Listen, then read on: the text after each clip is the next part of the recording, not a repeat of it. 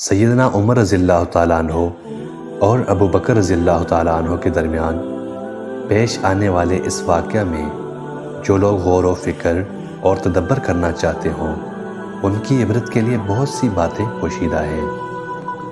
القیم رحمہ اللہ لکھتے ہیں کہ عمر رضی اللہ تعالیٰ عنہ روزانہ صبح کی نماز کے بعد سیدنا ابو بکر صدیق رضی اللہ تعالیٰ عنہ کو غائب پاتے۔ وہ دیکھ رہے تھے کہ ابو بکر رضی اللہ تعالیٰ عنہ نماز کی ادائیگی کے لیے تو باقاعدگی سے مسجد میں آتے ہیں، مگر جو ہی نماز ختم ہوتی ہے وہ چپکے سے مدینہ کے مضافاتی علاقوں میں ایک دیہات کی طرف چل نکلتے ہیں۔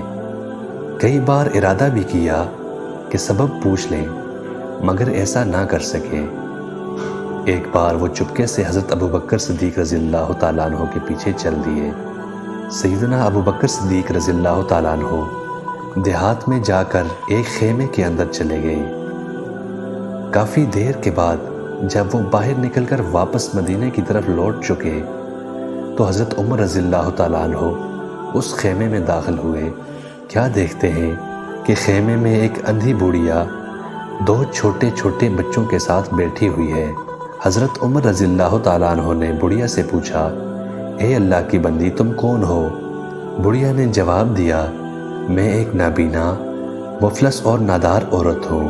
ہمارے والدین ہمیں اس حال میں چھوڑ کر فوت ہو گئے ہیں کہ میرا اور ان دو لڑکیوں کا اللہ کے سوا اور کوئی آسرا نہیں ہے۔ حضرت عمر رضی اللہ تعالیٰ عنہ نے پھر سوال کیا، یہ شیخ کون ہے جو تمہارے گھر میں آتا ہے؟ بوڑھی عورت نے جواب دیا کہ میں اس شیخ کو جانتی تو نہیں، مگر یہ روزانہ ہمارے گھر میں آ کر جھاڑو دیتا ہے، ہمارے لیے کھانا بناتا ہے اور ہماری بکریوں کا دودھ دہہ کر ہمارے لیے رکھتا اور چلا جاتا ہے۔